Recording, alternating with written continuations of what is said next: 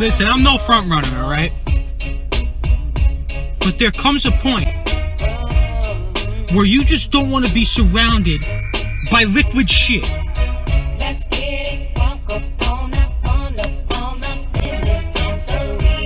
And that's what this clan is. I'm sick of being in war, dominating, raping, and pillaging my opponent. And Eric doesn't show up. Javico shows up, but with the fucking binky and a bottle of formula and gets spanked. I'm sick of it. Blind loyalty is idiotic. It needs to be earned. I will be leaving the I Hate My Life clan.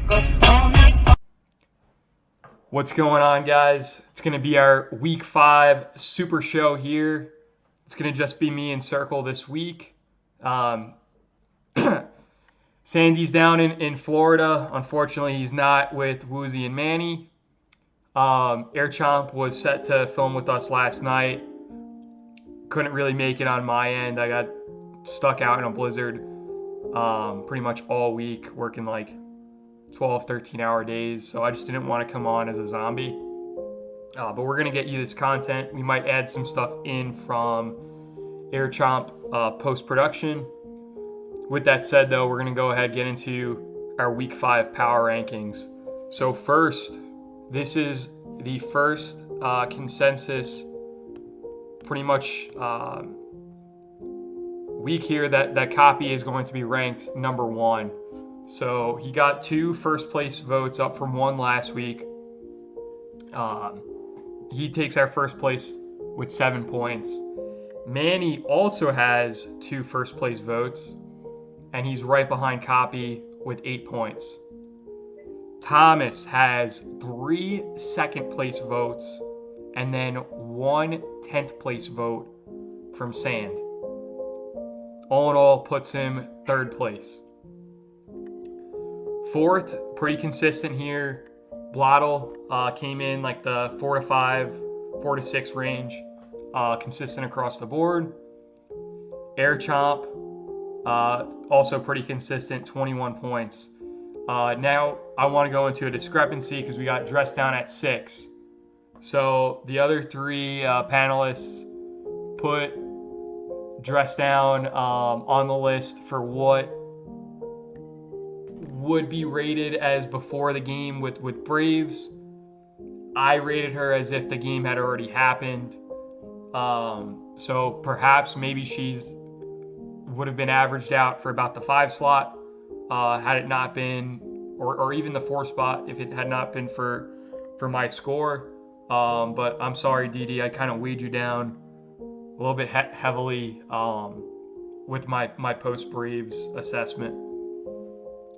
7, I got Circle. Want to point out, though, the 24 points, that's a much closer spread than weeks past.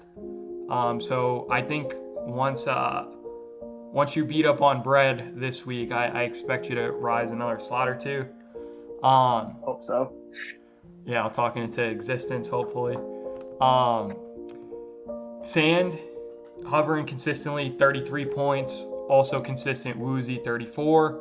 Stein has one person that's not all that big on him, but he's hovering at 36 points.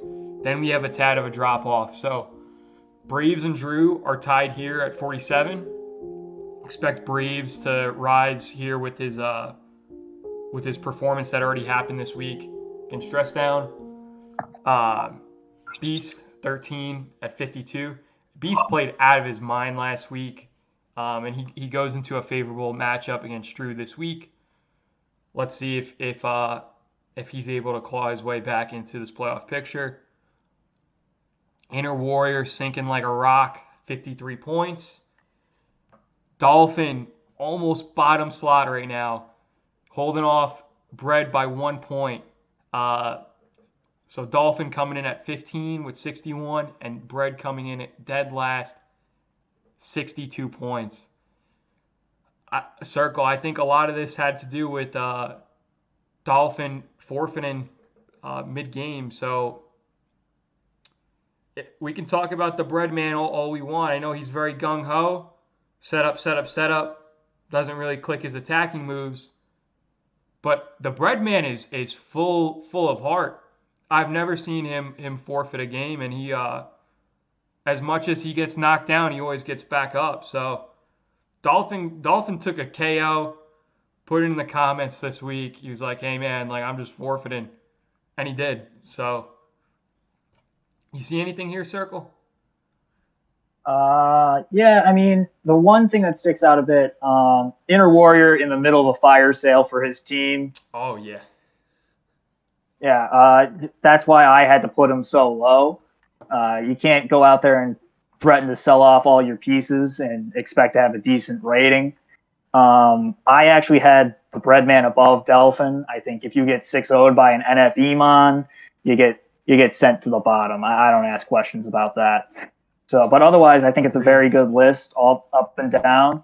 We got a nice tight playoff race for that 8 spot between Sand, Woozy, and Stein, and that also reflects in the standings with all of them sitting at 2-2 and all in the same division. So it's going to be a race to the finish for those guys. It'll be fun to watch them play. I think we got a competitive season up and down again, so let's ride it out. 3 more weeks. Yeah, well said. All right, let's go ahead. We're going to get into our first matchup. Go. All right, Frankie, we're here at Frankie's by the Slice in Sydney, Australia. I got a slice here today. Looks like a boomerang. As per business as usual in Australia.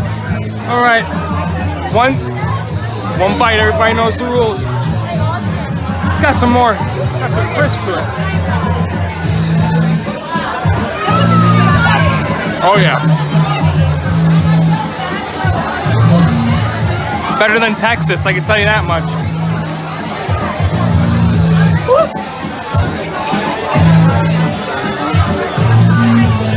All right, you know the rules.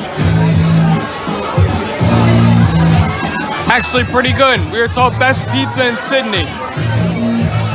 7.7. That's a wrap. That's a wrap, Frankie. 7.7. Respectable. Respectable pizza. Finally. All right, our first matchup of the week is going to be Circle versus the Breadman. Breadman is coming off a smoldering 0-4 burnt toast start, and Circle is trending upward here. After losing to Thomas week 1, he's faced some stiff competition the last few weeks, projected bubble playoff teams, and he's beaten all 3. So he's now 3-1.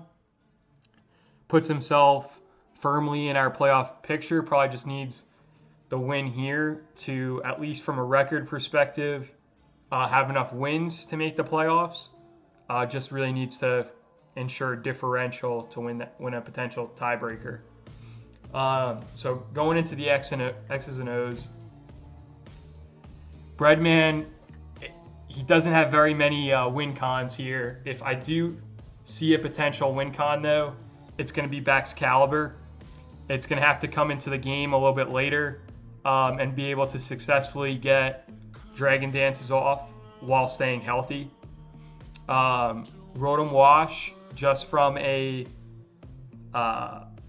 usage perspective, I like it here with defensive bulk and then running status, so T-Wave, potentially Will-O-Wisp. However, I think if you can only pick one, T-Wave is the one out of the 2 I like here. Gallade, I think Gallade should be prioritized earlier. I like it coming here, agility with expert belt, and then 3 attacking moves, with 2 of those being Sacred Sword and Psycho Cut. Third one is going to be whatever fills a hole in Bread's build, because it does have a pretty wide move pool. Chansey comes here. It's not going to be bulk specified in one direction. I think it needs to come here as a mixed wall, which it does pretty well. Meowscarada, it doesn't hit hard enough for my liking. And because of that, I think it has to come banded. And then rounding out the roster is going to be Mew, a mon that he's brought every single week. It's obviously coming with a scarf. Bread, if I can give you any advice, keep it in the back until the time's right. Just don't have ADHD and go into that ditto every 5 seconds. Now when we cover Circle, obviously his team's a little bit more rigid, has more pedigree than Bread, but a good chunk of these top tier mons aren't ran as versatile as his builds in the past. So namely that being Chi-Yu and Torkoal. So I think Chi-Yu needs the scarf. I think Torkoal needs the heat rock to maximize that window. I don't foresee Bread manipulating weather whatsoever. I think Jolteon definitely comes here. I don't see any ground type on Bread's team. Depending on the ability of the Jolteon, it could be a smart play for Ditto to switch in. So that's something for Circle to consider. Leafeon I have coming here as the Terra Fairy. I think Baxcalibur is going to want to switch in. Could be a good predict to clock it with Fairy Terra Blast. And then it outspeeds as well. So if you predict it on the switch, if you don't get an OHKO there, if there's some bulk invested, you can clean up or you can chase it out immediately. Slitherwing has been putting in solid work. I like it banded, but it does have decent bulk if it needs to be run defensively. And then Salamence is coming here. I like Intimidate over Moxie for this week. I think it's big, mainly just to ensure that that Bread can't set up, whether it be Gallade, worst case scenario, Baxcalibur, which isn't ideal because of the typing, of course, but if you have to burn into Terra Fairy, this is another option, like he did against Sand. All in all, though, like I'm struggling to find a realistic win con for Bread. I just think how the game's going to play out. I think he's going to go into Ditto a little bit more than he needs to. I think he's going to burn it earlier in the game. I can see him bringing Chansey, but he does the way that he runs his Chansey. He tends to run like attacking moves or items other than Eviolite. Like Chansey is not the one that clicks special attacking moves. That's Blissey. So the only attacking move you would realistically ever click on it is Seismic Toss, and even then it's not ideal. So Brad, if you're going to bring it with Eviolite. All in all, I've got Circle winning 5-0. I think we set the line similar to last week, 5.5. I think that's very very realistic.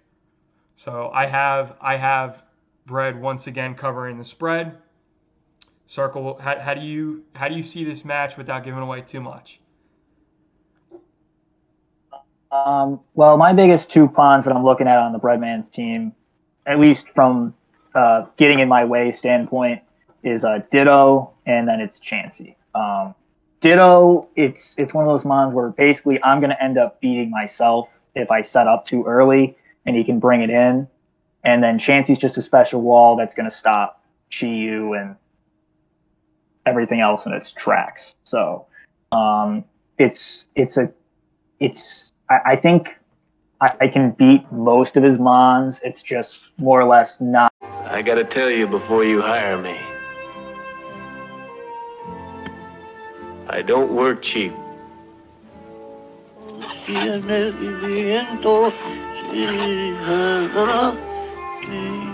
Get 3 coffins ready. Huh?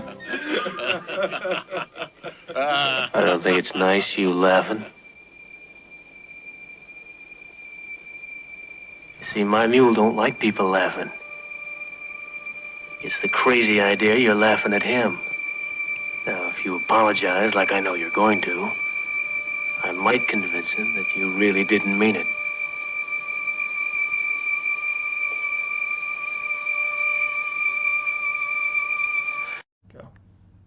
All right. So we got ourselves another matchup here. This one, it's got a little bit more playoff implications than the last. Stein's one of those teams sitting on the bubble right now.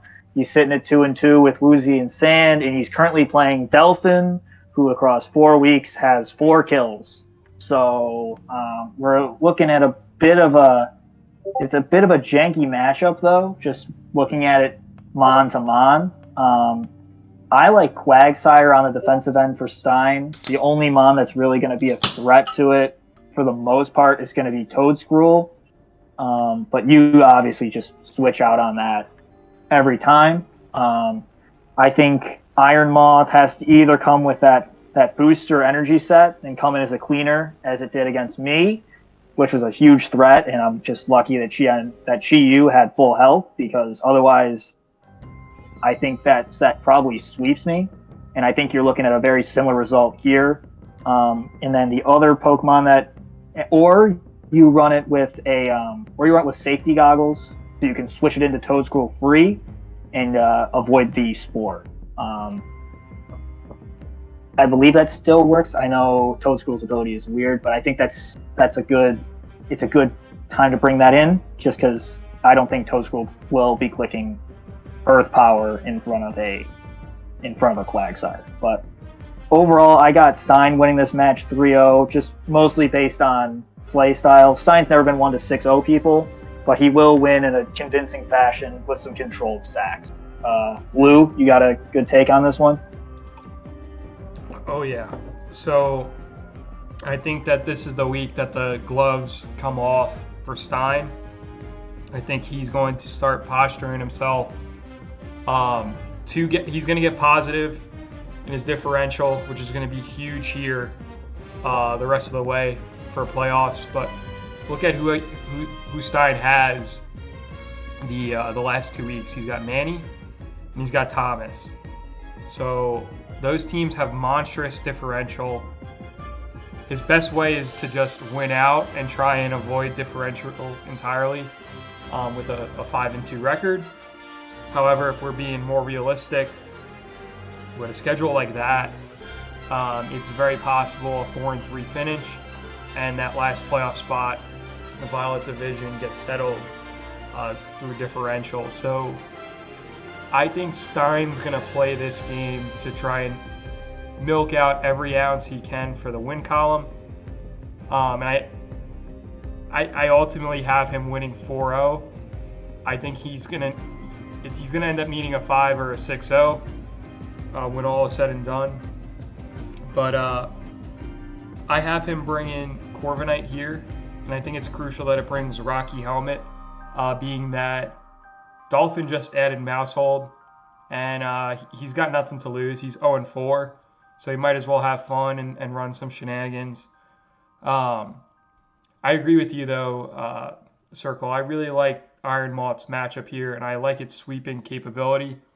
So booster special attack, and then agility. So that booster energy, just make sure you're not bobbing and weaving. Save this Iron Moth for the back end of the game. But once conditions are set, there's not really much on Dolphin's side of the field that's going to get in the way of this. Potentially Honchkrow. I really don't. There's not really hard counters, especially with Stein having Terra Electric. Another mon I think that comes to set conditions is Screamtail, so it'll be coming in a utility manner. Greninja is going to get usage early. Specs. Now, important to note, Chanpao outspeeds Greninja. That little weasel is sneaky fast. Pawmot, however, is where you're going to make up that speed, and it has the typing to clock that weasel. So if you can use Scarf Pawmot to go pop goes the weasel, I think that's best case scenario. And then lastly, Stein's going to round out his roster with a bulky glare body press, the Dunspars. I think if he can do that, that's another Mon that can draw in Chan Pao. So when I look at Dolphins team, Chan Pao's the first Mon I have coming. However, this was his first round pick. Everybody was popping off, commenting like, oh shit, like what a great pick when he took it. However, look at its differential right now. He's brought it all 4 of his games, has only 1 kill and 4 deaths. He needs more value out of his first round pick. He addressed the split. He added more special attacking options. That's gonna free up. The defensive investment is gonna have to be transitioned to a little bit of special bulk on opposing teams. I think it's crucial that he brings some fighting coverage on Chan Pao this week. And I like it with a life orb for a little bit of extra oomph. Talking about special options, I think the option that he ends up bringing is Salazar.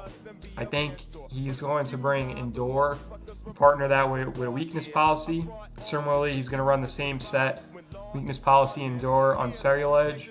If he can just bait Stein to trigger that, and just ride in that Mon until it goes into the ground. Maybe you chip away enough at Stein to make a difference. Toad Scroll, I have it come in bulky with leftovers. Ultimately, though, like I think it's a Mon that looks good at paper, but then when you look at its ability, you know that negative priority for Spore is really going to hurt him. But also, I mean, if that ability didn't exist, this Mon would just be OP. Fortress needs to come for hazard control. And then ultimately the Mon that I think gives Dolphin a sliver of a shot is Tauros Water. So I think that this is going to be a Mon. Intimidate's going to come to check opposing physical threats. And then I have it bring in a Assault Vest just to try and check Terra Electric. All in all, though, we know how good both of these players are, and because of that, I'm backing the dog in the fight here, and I got Stein winning 4-0. You got anything to say about that, Circle? No, I mean, I agree with you with Stein. I got him coming out 3-0 myself. I just think I don't see how well a lot of Dolphins threats connect, which is so that with Mach Punch plus rocks. And I know that Screamtail is definitely one of those Pokemon that can easily get rocks up in a game. So I think Screamtail comes with some defensive investment to switch into the Chien Pao, stare it out, especially with fighting coverage. It's not going to do much to it. And then you can get up rocks and then come in later with Belmont and clean it up with Mach Punch. Unless he's running Boots, which I believe is the more common set than Pipe Orb. But I think overall, I got Stein on this one by a pretty good margin. Until Dolphin starts to step up and pick up more than 4 KOs in 4 weeks, I can't really pick him. So I think it's going to be it's not going to be the funnest, most fun name to watch, but it's going to be Stein hopefully getting himself into a better position for playoffs. So we'll see if he's going to just continue the tank. Like, I really didn't like last week when he forfeited. I thought that was a really bad look, but who knows? I think he's going to continue the quick correction on what I said. Iron Fist Pawmot just KOs straight up with Mach Punch. Wow. Just straight up. Wow. It takes 60% from Ice Shard, but it does KO straight up from Mach Punch. Is it a roll? It's not a roll. It's 115 to 36 to 136. Holy shit. It's And I said a scarf. solid KO. Wow. It's a solid KO. You just need Mach Punch. So Do you have Paul Mod up right now? What's the speed figure on it? fast enough. 105. So Holy crap, man. Honestly, he might not need... it's pretty quick. He probably won't need the scarf in that case. No, I think Mach Punch, it provides enough of a threat that you don't need to run. You don't need to run a scarf for that. But I think with that said, I think he should switch the scarf to an expert belt. Gives him better... You could just run punching glove. Just run punching glove because you're punching stuff anyway. And then you need a ice punch for Toad's Cruel. Good luck. Yeah. The only mon that would sit in front would be Pete Toro's pretty well. Yep. I think. Yeah. Alrighty. Crowd silent now, as opposed to when the Saints have the ball. Oh, look at this run! What a run! Marshawn Lynch still on his feet. Has blockers now. He's dancing his way for the touchdown. All right, so next up, we've got Beast versus Drew. Now, Beast is coming off an electric 2-0 gut check to Inner Warrior, whereas Drew just got ran over by the Crazy Train last week. I'll be honest, the matchup here favors Drew. Now, Drew's a guy that's known for his 5-minute lackadaisical prep, so maybe he's not going to see what we're going to see. But when I go into this, when you look at Drew's team, the clear win con here is Roaring Moon. I think it really pops off with a Dragon Dance. The fastest thing on Beast's roster is Cinderace, which comes in at a speed tie with Roaring Moon. So for this Roaring Moon set, I got Dragon Dance, Expert Belt, and that's going to exploit Earthquake, Crunch, and X Scissor. The X Scissor is going to be important for Umbreon, so that it hopefully gets to the point where it can make a dent without foul play denting it on the reverse end of the spectrum. Flareon is a mon that Drew seems to love.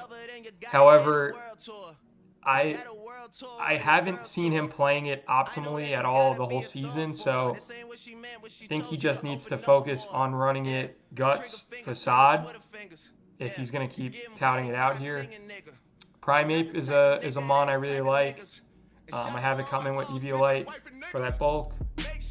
Rotom Fan, I like as a status user, and will need to come here with heavy-duty boots in order to avoid whatever Sandy Shocks is going to try and put down in the matchup pretty early.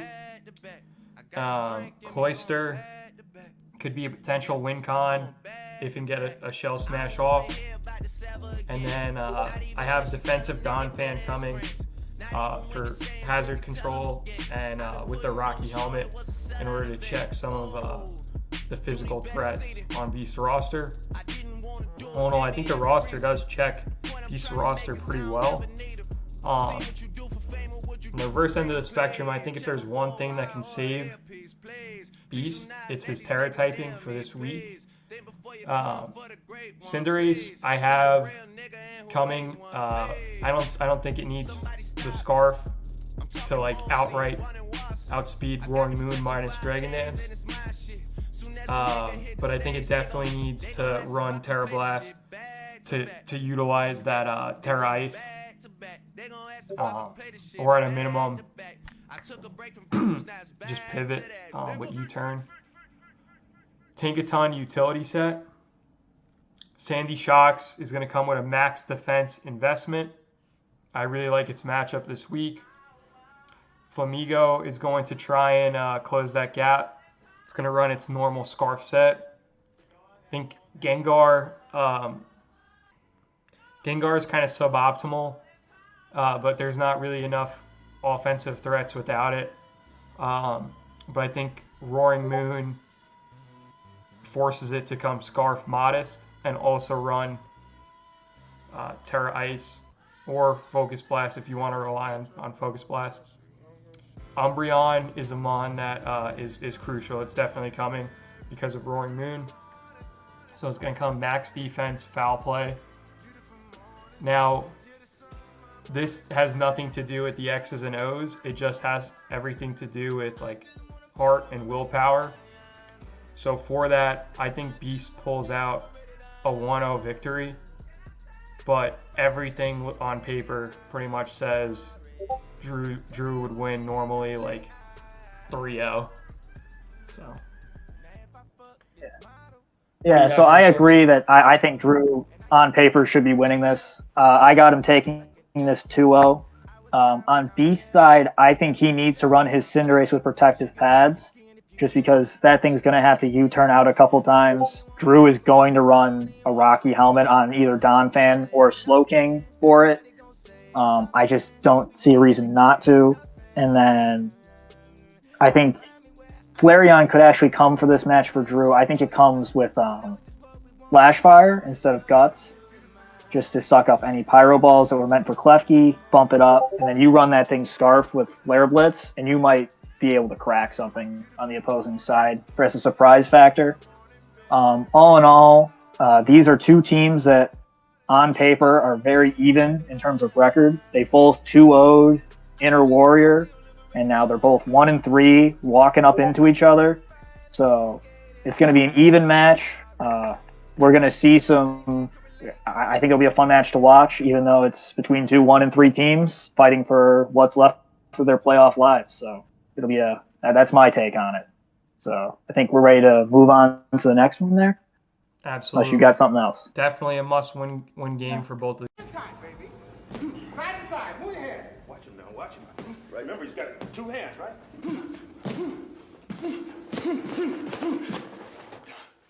Damn, man, what the hell are you doing? This guy will knock you on your ass. Come on, Rock. It's not a game. You want to live in the hospital for 5 weeks this time? You thought I was tough? This jump will kill you. Come on, get your head on your shoulders, man. Think about the fight, Clubber Lang's and he's trying to hurt you, Rock. He's trying to hurt you. Okay, here he comes. Jab, he's jabbing, he's trying to hurt you. You gotta fight him, you gotta move. Nothing in the meeting. He's up against the rope. He's over the corner.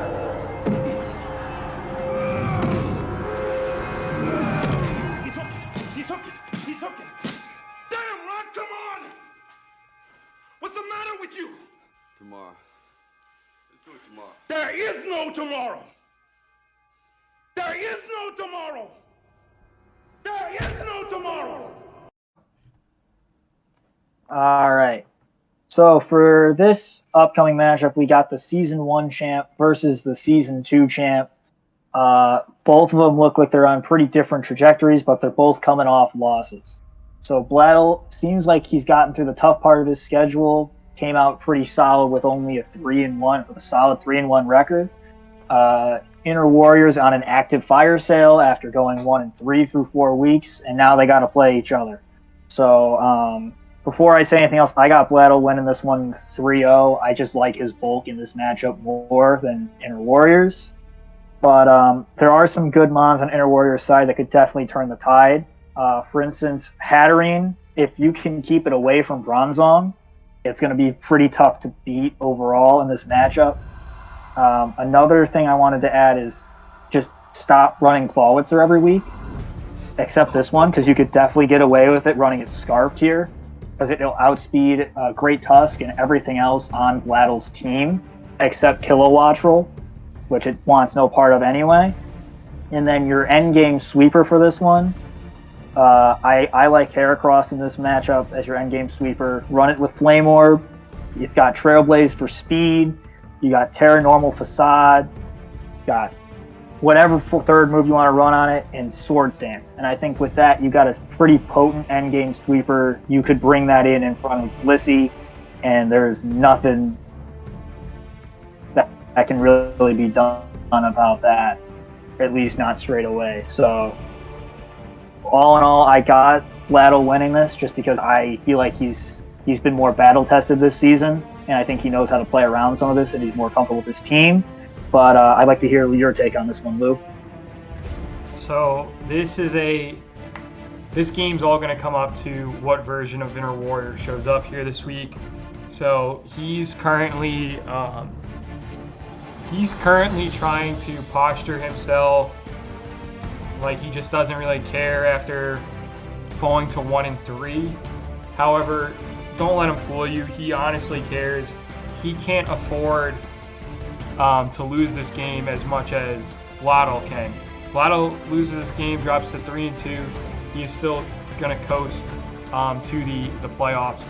He finishes the season facing Beast and Drew. So Laddle's going to be there, guys.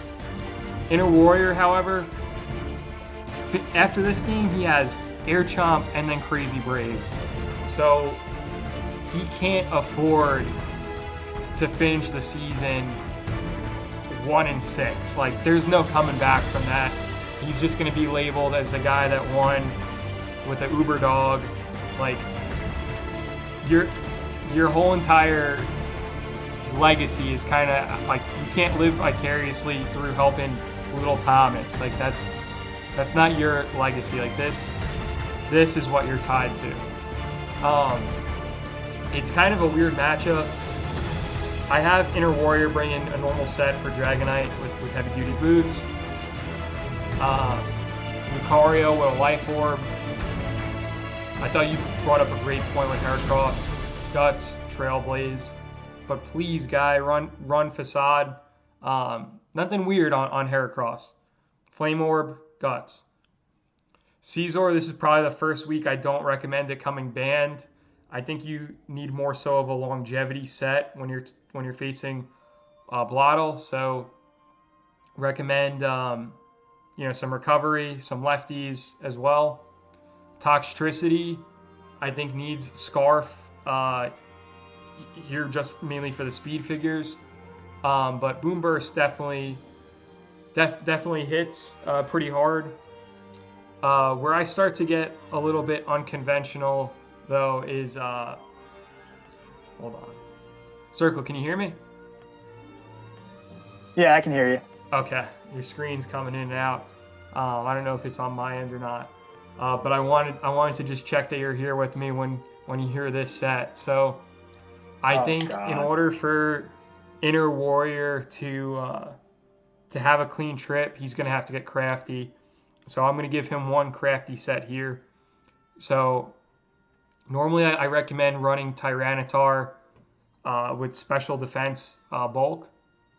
However, I look at Blottle's team and the main special options Kilowattrel, which is going to want nothing to do staying in on on Tyranitar, and I also think it's kind of suboptimal for that Mon to burn the Terra Ground over something like, say, a Azumarill. So for Tyranitar, I think you're going to bait him into getting some sort of a status. You're going to set up with Dragon Dance and run Facade on it and potentially partner that with your Terra Normal, and that could really start to get in, like, that could be a win con, because look at the things that would normally check a physical threat on Blottle's team. You've got Bronzong, which wants nothing to do with a crunch with Stab. If Sableye comes, Sableye is going to give you that status. Arcanine wants nothing to do with a Stone Edge. You can't facade that, though. No, you can't. But you need to run Crunch as well, definitely. Arcanine can knock your attack down, but if you're popping off Dragon Dances, it's okay. It doesn't want a Stone Edge. Great Tusk is probably the biggest check. Just looking pretty quickly here. So Oz is a pretty big check. Oh yeah, no, for sure. That's why I think he has to set up and get that Facade However, when we look at Blottle's Okay. team, so Kilowattrel is coming here specs. There's no ground on Inner Warrior's team. Arcanine's coming to check a lot of these physical options, and also like 2 of those physical options are steel typings, being Caesar and Lucario. So if this comes in early, it might force Inner Warrior to pop off his Terra Normal typing earlier than he intends to. Great Tusk has a good matchup for the most part. I think it'll come here. I think I can see like a utility set. Azumarill is going to be the Terra Ground user. I think Huge Power is going to play here. Blissey is going to come just in case Toxtricity is trying to abuse Boom Burst. Clowitzer, I agree, has a good matchup, but it's time to put that Mon to bed. Like, he's brought it all 4 games as a -2 differential. It's just not working out. So Clowitzer with Aura Sphere would be like the only special option other than special Lucario that would be able to dent Blissey. So I do like Blissey here. I think it can get some status off. Haxorus Dragon Dance plays as well. I think with the current state that Inner Warrior is in, I think it's going to be a high 2-0, low 3-0 Blottle win. Yeah, I'm at the same point where Blottle's matchup just looks really good, but there are some Mons on the Inner Warrior side that might turn the table, but they need to be played very much perfectly. All right, I'm here, fellas. I'm here. I don't know if you guys saw early in the week. I'm sorry, I'm getting sunblock on. I'm down. I'm not in New Jersey anymore. But I reached out to Manny in the match scheduling department of our wonderful Discord, and I never got a response. So I think he's ducking me, and I just kind of figured, if he doesn't want to battle me while I'm there, I might as well bring the battle to him. So we're over here in the beautiful city of Miami. We're looking for Manny. We got a beautiful invitation from Woozy last night to go over to the Red Robin or something like that. Manny wasn't there. I think he's prepping. I think he's hiding. I don't know what's going on. But I told you guys last week, 6-0, 7-0, it didn't matter what it was. Dolphin was done. I wasn't even going to talk about the matchup, right? Because I was already talking about Manny. Do you guys remember what happened? Yeah. Can someone tell me with Dolphin? He got a little salty. Yeah, he got knuckle sacked. He got knuckle sacked. He got swept by an NFE. If I didn't have knuckle stack, I think Iron Hands does the same thing. I think Palafin does the same thing. I think Volcarona did the same thing. It was just too much. But now in this matchup here, man, he's got some demons. He's got the Dirge. He's got the Valiant. He's got the Glamora, which is really annoying, the Orthworm. But I'm going to tell you what he's going to bring right now. I don't even know if he watches the shit, but I don't care. Oh. He's bringing Orthworm with the Iron Defense. I wouldn't. He's bringing Skeledirge, Unaware, Offensive. He's bringing Iron Valiant, Booster Energy Speed, or Life Orb. He's got to bring Booster Energy Speed. And he's gone. Oh, snap. Let's give him a second to reconnect. I have a defogger. I don't have a spin. I don't know. Hold on, Nick. You there, bro? Traded that shit for Claude. Okay, we can see you again, Nick. You gotta back it up. So the last we heard, not defensive for the Palafin. Nick, it's the sunblock. It's blocking your connection. What was the last thing you heard? So you were given a team breakdown. You said Orthworm, you said Glamora, you said Iron Valiant, Skeledirge. What are the last 2 mons he's bringing? Gastrodon. Yep. Yeah. And What else does he have? I forgot. Gastrodon. He's got Hold Iron, up, I got it in my notes here. He's got Iron Jugulis. Do you have the Jugulus. same? Jugulus. There's Weavile. Yeah, he's bringing Scarf Jugulus. If he brings Holy Weavile, shit. he's an idiot. Bro, I Weavile actually doesn't do have the anything same to 6 95% of my team. I've got the same six coming, Nick. So we'll talk about What'd you that say? when you're Yeah, on that's the road. That's what he's bringing. But here's what I'm bringing. All right. Okay. And he's gone. I'm not going to tell you completely. You'll see a poison type. To suck up some spikes. You'll see something that gets close combat, i.e., you will see Iron Hands. You will see Palafin. Volcarona is easy money here. Easy money. You know, if Skeledirge terras, Volcarona eats it alive with a Psychic. If Skeledirge doesn't terra, Palafin, Iron Hands eats it alive. Hell, Iron Hands eats it alive anyway. Throw off a Will-O-Wisp all you want, but I got shit to eat it. It's just, I don't know what he's supposed to do. I honestly, I think he's prepping right now. I think he's scared for this matchup. I actually had Manny 1 overall on my ranking this week. But I'm going to knock him down a peg. I don't even know what to say. I mean, you've seen what Crazy Braves did, right? Oh, you all seen that? Played out of his mind. But he had some misses go his way. Hydro Pump. But listen, my Iron Hands is going to be dodging Will-O-Wisps. All right? That's all I got to say. I got to go, but book it. All righty. We'll go ahead. We'll cut you loose. Good luck in your game. Good luck to Manny as well. Hopefully you guys can meet up. Maybe play that at like Flanagan's. Hey everybody, it's me. I'm here to talk about something very serious. Our chat's been compromised. We're run by a fucking communist who has admin privileges, uses and abuses them for his own gain and his own selfish desires, and does not make anyone else happy. It's bullshit.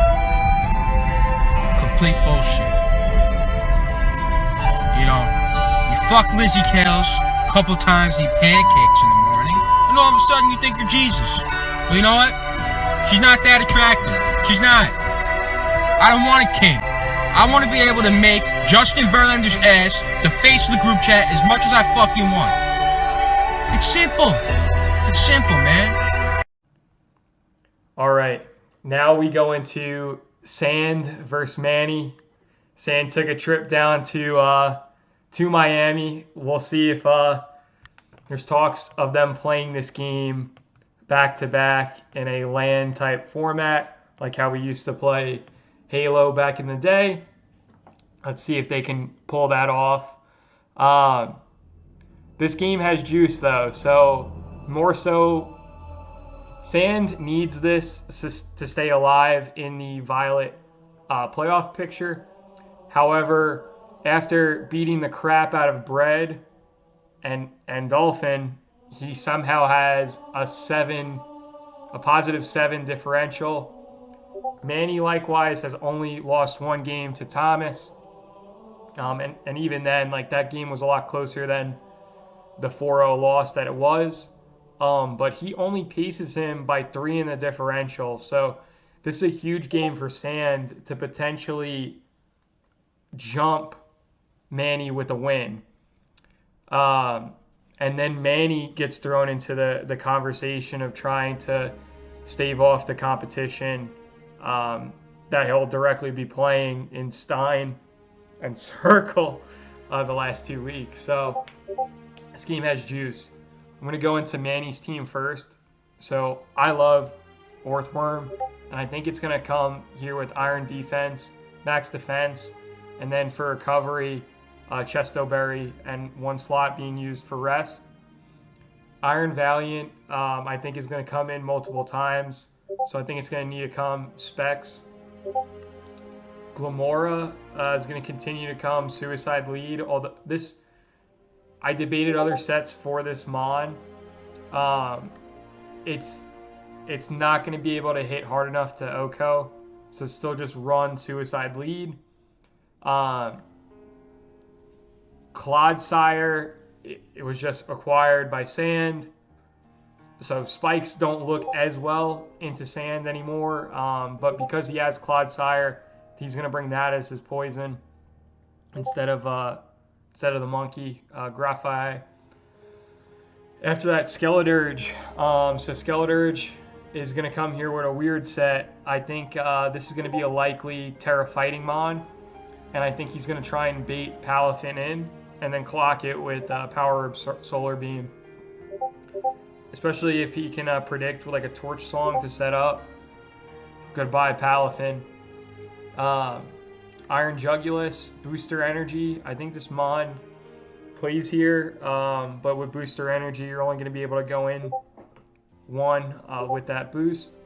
Gastrodon is definitely coming here because of Storm Drain. So with that said, I have Sand bringing Grass Knot for Gastrodon. Now, Close Combat does more, even before Bulk Up. It's just, I think it's optimal that he doesn't open himself up for those drops, unless he absolutely needs to. Volcarona is going to come bulky with Boots. Iron Hands is going to come with AV. He's run that a good chunk of the matchups, other than when he played Dolphin without Dolphin having a special attacker other than Electros at the time.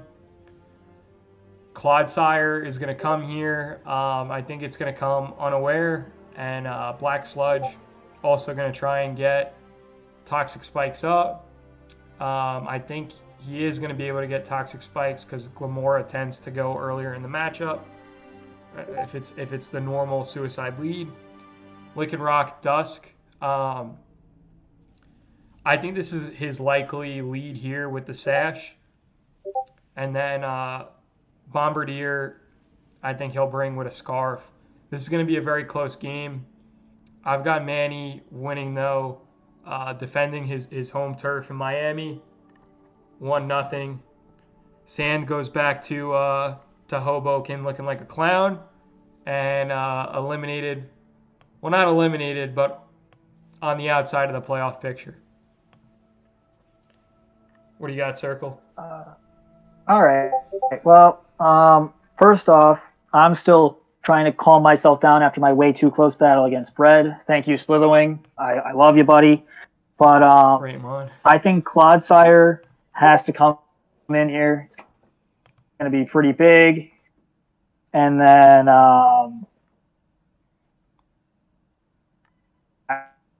I think Clodsire top 3 is very threatening, and Clodsire kind of comes in all of them, especially with the Spadef set, Spadef build. I think Palafin does need to bring Grass Knot again, just to keep that that Gastrodon honest. But the surprise Mon I see in this match is I think we're going to see a Dash Bun appearance. I think it's gonna be a pretty good check for Volcarona straight up. Just with its typing and its ability. And it's going to be run max defense just to be able to take those hits from Palafin and Iron Hands a little bit easier. I feel like it's got a surprisingly decent matchup here, and I'd like to see it get some run. But otherwise, I think I agree with Lou. It's going to be a pretty close game, but I think the differential might not show it. I think it's going to be a 3-0 win for Manny, but an overall fun game to watch, and there's going to be a lot of trash talking before and probably a lot more after. So this will be a fun one. It's been talked up a lot. Hopefully it lives up to the hype. I'm just glad I'm 4-1. I don't have to worry about this. Now, before we sign off, we're still waiting on the Flanagan's footage from Manny and Woozy. So a lot of people are pointing fingers. Not as time sensitive. It's still going to be the thumbnail for this week, but get us the footage, even if it hasn't happened yet. Hopefully we can get Sand out there to Flanagan's while he's still there. We'll keep working that from our end. Gonna be pretty fire when it happens. This game though has a lot of bragging rights for it. Yeah, I think it would be pretty awesome if Manny wins this. We bring him back on for the playoff coverage, and oh shit, who did? No fucking way. This fucking guy. This wasn't even coordinated. He came back. What is he gonna say? Oh God. We're going over your game, dude. We were getting ready to sign off. And he's gone. And he's gone. All right. And he's gone. Worth it. Yeah. I gotta sign off. That was pretty creepy, but Yep. all right. Manny, I'm 3 pina coladas deep, but on Sunday night, I'm gonna be 3 inches deep in your ass. Get ready, little boy. A day. You know, if white people knew they were going to get away with picking a black person, I bet they would have picked Oprah. Oh, well, absolutely, Rob. Thick thighs, no felonies. She definitely would have been a great pickup. Okay, the Chinese delegation is up next. Although they're the last, they've been waiting with Zen-like patience. My guess is Yao Ming. He's been spending a lot of time with blacks learning slang and shit-talking. If they're not careful, they might lose him. The Asian delegation chooses the RZA, the Jizza, the God, Inspector Deck, Ghostface Killer, the Wu-Tang Clan! What I have just heard with my own 2 ears. This is by far the biggest upset of the night. The Chinese delegation pulling a fast one and choosing the entire Wu-Tang Clan. Brooklyn! This is big for us, yo, because we always been a fan of the Kung Fu and the Chinese culture and shit, so yo, it's like bong bong, you know? Yeah, I want to remind everybody to diversify y'all bonds. And RZA got an announcement to make. Oh yeah, Old Dirty has now changed its name from Dirt McGirt to the Old Dirty Chinese Restaurant.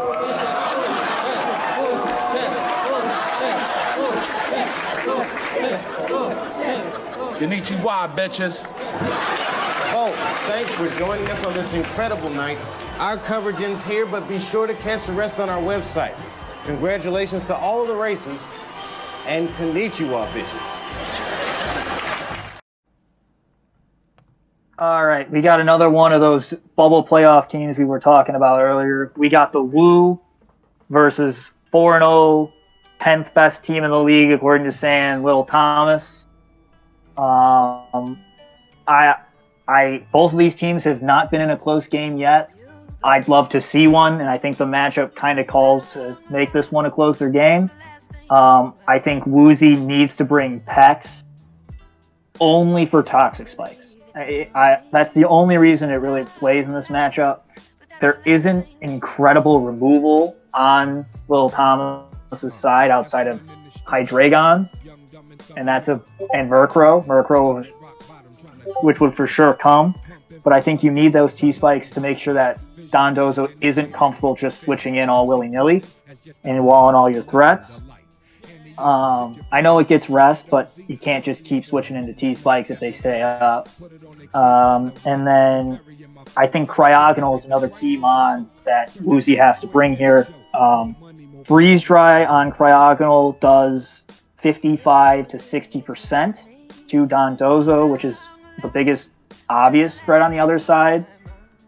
And it also plays well against Hydreigon, Murkrow, Hippowdon, Rotom-Mow, Goodra. It plays pretty well in the matchup, and it's a mon that he probably hasn't prepped for as much. I think Magnezone has to come here. It has to come specs just to get more damage on and trap the Goldango easier. You got to be able to trap that, and then I think that would be a good time to unleash some sort of Mirror Coat, something weird. I don't care what you got to do. Get that Goldango off the field. And then the key here for your sweeper is you got to bring either a D-Dance or a Scarf Crocodile. So the reason it has to be Crocodile is that I know you're losing it after this week, but it's still here, so you may as well run it. It's a Dark type, so you can bring it in front of Murkrow You're not going to have to worry about all those prankster shenanigans. You can go in and pop off with it. I think that's your best shot to really set up and sweep in front of this team. And I think this will be, hopefully this will be a close one. I got Woozy taking this one 1-0. We're going to see a rare close one between these two. And I think it'll be a fun one to watch for sure. Lou, what's your take on this one? I have a similar angle on a lot of Woozy's Mons. So I really like the cryogonal angle. So with it already having 105 speed, I think that's more than enough against slow-ass Thomas. So slap a choice specs on, and like you're saying, dude, freeze dry goes bananas here. Like literally bananas here. Toxapex is another one I agree on. So I think it's super important to prioritize toxic spikes, and I think Toxapex is going to come with special defensive investment. I think you make up your defensive investment with the addition of Garganackle or Garganacci, as Joey likes to call it. Another thing I agree with you on is Magnezone, trapping Goldengo. And I agree with Specs as well. Something weird that I have coming is a set that you were talking about last week, is the Jump Pluff set that you really only see on random bats right now because nobody's running Jump Pluff in draft leagues. However, it's on the roster for one more week. You have a Dondozo opposing you on the other side. It likes to run Curse. Jump Pluff likes to run Encore. Another thing, Strength Sap lets you replenish your HP. Nothing really wants to switch into a Leech Seed. Because I can't see Obama Snow or Rotom Mo coming here. Obama Snow potentially. Goldengo's ability allows it to switch into it pretty well, actually. The good as gold ability means it can't get hit with that. Really? That's not just status? Yeah. Okay. Yeah, that's Leech Seed is technically a status move. Okay. And then narrowing it out, the Acrobatics is the last move slot with no item attached. Something weird that I have coming is Dragapult. It's going to come mixed, but I think that you should exploit that 120 attack with a band. So your two physical moves are going to be Phantom Force and then Dragon Darts, but then you're still going to need special coverage for the Dondozo. So go ahead, run Thunderbolt, and then if you really, really need it, like a turn one go-to real quick, you could run Shadow Ball and double up. But I think Phantom Force is really going to clock something here, especially once Dondozo's out of the way. Now moving on to Thomas. You already alluded to Murkrow.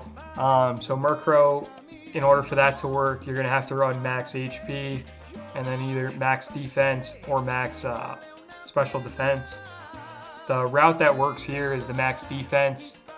Crocodile acknowledged that it would shut down Prankster pretty well. I do like Murkrow coming here though. Foul Play is a must. Goldengo, this is going to be the first week we see that it's probably not Scarf. I think that Goldengo comes here with an AV, trying to bait in a Shadow Ball from Dragapult. So because of that, it can counter hit. We know that Dragapult is often run with specs to make up for its lack of special attack. But if you can get that Dragapult out by baiting it, that would be pretty huge. Dondozo, he seemed to like the Chesto set. Mimikyu definitely comes here. I think it needs Life Orb to be able to pack any bit of a punch. But off of Disguise and typing alone, it needs to come. Tauros Fire, I think, comes here. Intimidate AV, similar how I recommended the Tauros Water be run. Hydreigon, I think, plays here, but it's almost has to come Scarf with the lack of speed and to try and obviously get Dragapult. So I think this is all setting up for an upset. Now, you brought up a great point. Neither of these teams has won or lost a close one. So the closest margin of victory for Thomas was 3-0. The closest margin for a win or a loss for Woozy was 4-0. I expect that to get narrowed. I see. Very nice. Yeah, it's ironic on both ends. But I think this is going to be a 2-0 upset for Woozy. I think that this matchup favors him. I think there's only so much that Thomas is going to do. We know that he likes to prep, but eventually you start to get worn down. And the other thing is that his brother's heart is kind of out of it. So I think he's going to get a little bit of half-assed sparring the rest of the way.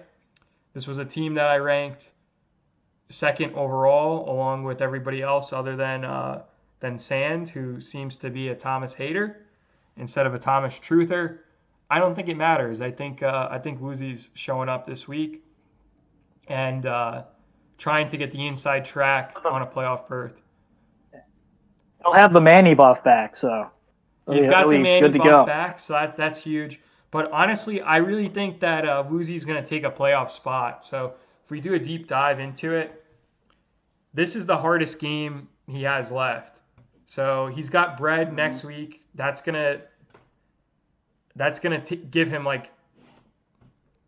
that's gonna be a soft pitch, and then he has Sand. So you've got one hard game after this. You got to beat Sand, but if you win here, it gives you the inside track. That might be a fight for playoff spots. Right. Stein will be 3-2 if he beats Dolphin, so it'll be a fun race to a finish between these guys. I'm just hoping I stay out of that, so I can stay above that. So. Just want to stay above that line. There's no point standing around. We'll only be showered by more boulders. Ready your horses on the double. Be honest. Are all of us riding to our deaths? Yes, we are. And since we're dying anyway, you're saying that it's better if we at least die fighting? I am. But wait, if we'll die anyway, then who cares what we do? We could just disobey your orders, and it wouldn't mean a thing, would it? Yes, you're precisely right. Everything that you thought had meaning, every hope, dream, or moment of happiness, none of it matters as you lie bleeding out on the battlefield. None of it changes what a speeding rock does to a body. We all die. But does that mean our lives are meaningless? Does that mean that there was no point in our being born? Would you say that of our slain comrades? What about their lives? Were they meaningless? They were not! Their memory serves as an example to us all! The courageous fallen, the anguished fallen, their lives have meaning because we, the living, refuse to forget them! And as we ride to certain death, we trust our successors to do the same for us! Because my soldiers do not buckle or yield when faced with the cruelty of this world! My soldiers push forward! My soldiers scream out! My soldiers rage!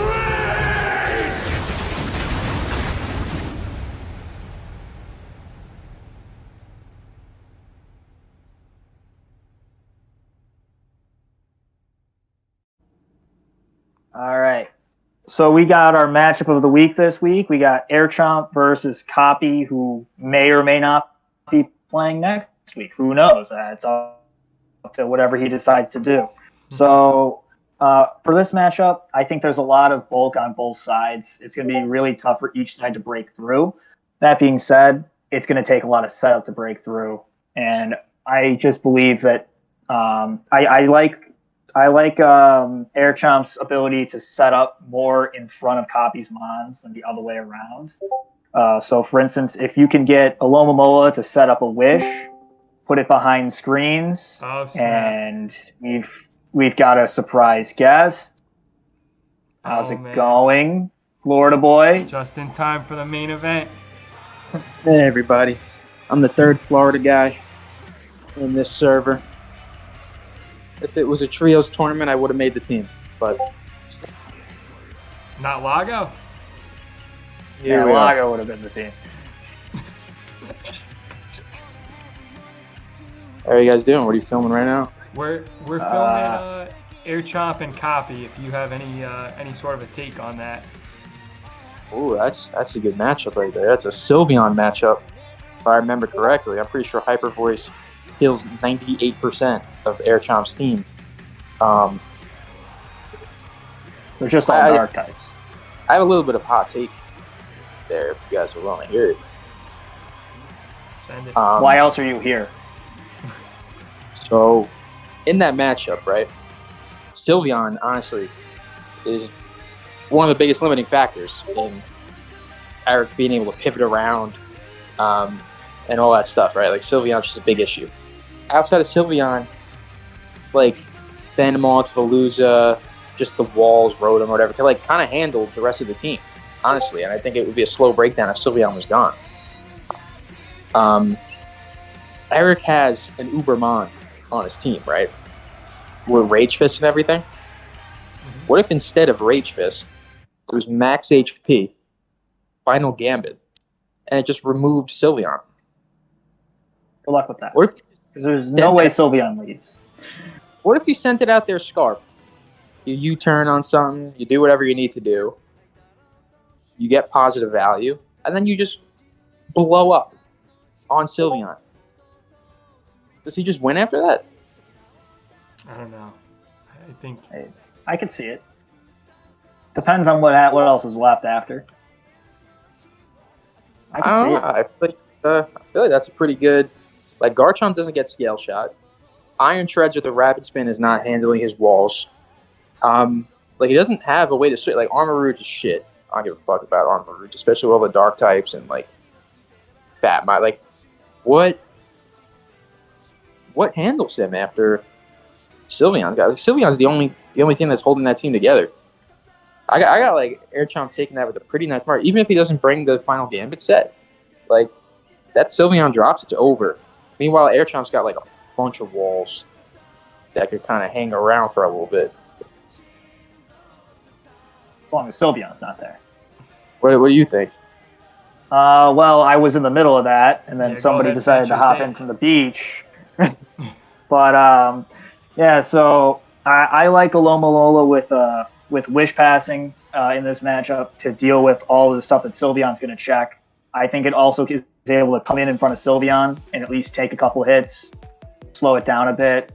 The bigger thing is you're going to need to use your Terra Poison extremely well here for that Sylveon, because the moment you Terra Poison something, it's now weak to Garchomp and Iron Treads. So I think the Mon you have to Terra Poison in this matchup is actually Veluza, and you have to hide it a bit. So you fillet away behind screens, maybe catch a Wish Pass, whatever you got to do, get the Veluza to fillet away. You're faster than anything that's Scarfed. So you don't have to worry about getting hit. Aqua Cutter handles the ground types. Psycho Cut handles Amoonguss and Vaporeon. And you run Terra Poison for Sylveon. Because I think that's the one thing that can tank it even in front of even a boosted Aqua Cutter. I think it takes it pretty well. So I think you need to have a Terra Blast on this kit. But I think that has to be your cleaner. I don't know how you're going to get into it super well. There's other options for removing the Sylveon.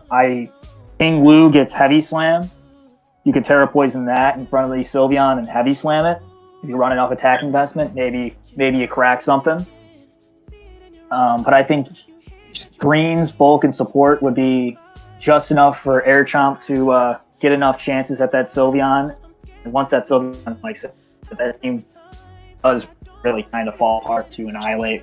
So I like Air Chomp in this match 2-0. Lou, what's your take on it? I think you guys both brought up good points, more so Circle's take than Final Gambit. But even that Final Gambit take does point out the importance of Sylveon here in this matchup. So I'm not going to go into my prediction quite yet. When I cover Copy's team, though, I do have Sylveon coming. So I can see a route here where it doesn't have as much defensive or special defensive investment, but it still has some investment for special attack. So perhaps max HP, max special attack. However, in order to pop off here, I think it's going to have to change its typing, because I think Venomoth is going to want to come in pretty clearly on it. So if it goes into Terra Fire, they'll be able to better handle that check. But I also have it playing here as a cleric to keep the rest of the team healthy. Armarouge, I think, comes here. I think it's going to exploit the amount of Dark and Ghost type Mons on Air Chomp's team by using Endure. Weakness policy, we know that Copy does like the weakness policy set.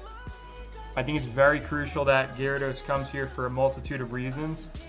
So if Venomoth comes and it tries with any type of status, Safety Goggles is going to play very well. I also like Intimidate for some of the physical threats. You just have to be careful that it doesn't pop off on Annihilate. But for Veluza, for example, if you run Intimidate, that'll be a somewhat of a safer switch in to that option. And then just run it bulky so that you can take those hits. Even with Annihilate, I don't consider Moxie. Just be very careful with when you bring it in. Copy. Low kicks I have coming banded. Amoonguss I have come in with a Rocky Helmet and kind of defensive bulk. And then Garchomp, I'm actually, Louis J is advocating for a max HP, max defense Garchomp build, also with Rocky Helmet. I think this Garchomp, it also could be a potential Terra. Brick Break, consider that for screens. I know Copy loves Defog, but I think Brick Break's a lot more realistic with his roster. But I also have this Garchomp setting up hazards. So spikes, I think really play here, even if you can only get one layer off. I think what we've seen so far from Air Chomp, his hazard control game has not been anywhere near as well as it has been in the past. So if Copy can play a pivot style of game and win off of hazards, I can see that being a pathway to victory, because both of these guys like to switch in and out quite a bit. I also can see him on this Garchomp bringing Dragon Tail or Earthquake. Probably both as his attacking options. Mainly Earthquake because the Terra type for Air Chomp is Poison, and I expect him to go into it at some point or another. And then Dragon Tail can pretty much be spammed on anything that's not Grimmsnarl. Oh my gosh, good. Do you want to see a menu for food and drinks? We can play some. Okay, hold on. I do not have any food and drinks at this point in time. For Air Chomp, I've got him coming. Tinglu's going to be max defense. Grimmsnarl is coming light clay. Rotom Heat's coming with some special defense bulk. Annihilate's going to be running bulk up, and I think it brings Poison Jab this week, mainly for Sylveon. Venomoth, Sash going to Quiver Dance pretty quick. Because of that, I considered Mirror on Copy's side, but ultimately there's not a practical user for Mirror this week. Howlucha though, Howlucha might have some juice here. So Sky Attack, Power Herb, I know I say it every week. I think it plays here. However, the only thing out of the ordinary with this Howlucha, I think it needs to use a move pool slot for Thunder Punch, for Gyarados, and then also to a lesser extent Vaporeon. And then who knows, this could also be the Terra Poison if Air Chomp saves it for later in the game. But we saw last season there was a lot of times where it appeared Air Chomp was on the ropes, and then Howlucha bailed him out and swept late. So all in all, I think he's going to bring it, and I think it's going to be the last Mon standing on his side of the field, whether he wins or lose. However, when I do look at the matchup, I tend to favor Copy here 2-0. Now, this is what Copy's still behind the sticks. The only thing that's really skewing me with this is Copy this week pulled some really weird shit where he's trying to introduce a real life friend from school to the league. However, in my opinion, it's not really the way to do so. I think all in all, you have an undefeated team, I wouldn't go this route, because with him, let's say he loses to Dress Down week 7 and it tarnishes his perfect record, for example, or even if he loses to Braves next week. To me, this is just a cop-out of avoiding the narrative for whenever he does lose a game. You could lose this week potentially. There's a good chance he loses this week too. But for me, I don't know. I've seen Copy juggle literally no shit a dozen leagues at once. So I understand he's at an important period of time here with school, but I just don't think it's the right way to get your friends spun up to competitive draft league. I think just bring them into a less stressful, less competitive league. Yeah, man, it's going to be craziness when we're looking at crazy Braves playing this guy who we don't even know how to play, and then Dress Down wipes the floor with the guy week 7, for Copy to come back for playoffs. You guys have a take on that? And going off of that, playing Dress Down week 7, Dress Down's against the ropes. If you have a chance to knock Dress Down out of the playoffs, why are you handing the sticks to somebody that you don't know how well he plays? You've got a shot to knock out the Queen. I give it your best shot, not some, I'm getting my friends some reps. There's better places to get reps. There's that duo league that we're all trying to join in. I'm sure you could find a partner for them. And there's also that PDT league where most of us kind of met. So I think there's better spots to get the kid reps, or try and slot him in for a team. If he took Breadman's team over, I think Breadman's got 20 leagues at this point. I don't think anyone would bat an eye at that. Plus, Breadman's running at an 0-5 after this week. So I think there's just better ways to do it. I'm all for getting new players into this league. I'm all for it. Don't get me wrong. I'm not against a new guy. I just think you're getting everyone's best shot when you're the undefeated team. I want to see how you take it, not how you hand the sticks off. Nick, you got to take on that? Listen, guys, I'm not gonna lie. I've been zoning out. I'm thinking about Manny. I'm thinking about the beach. I'm thinking about Natalie in a bathing suit, and I'm thinking about Venomoth with tinted lens, just obliterating everything in its way, especially when Terrifier does not resist Bug Buzz 4 times, only twice, so you're still getting hit neutral. But yeah, I don't even know what I gotta dip. I don't know if we're still in the same matchup, but I got Air Chomp 2-0. All right, I agree. All right. Peace out.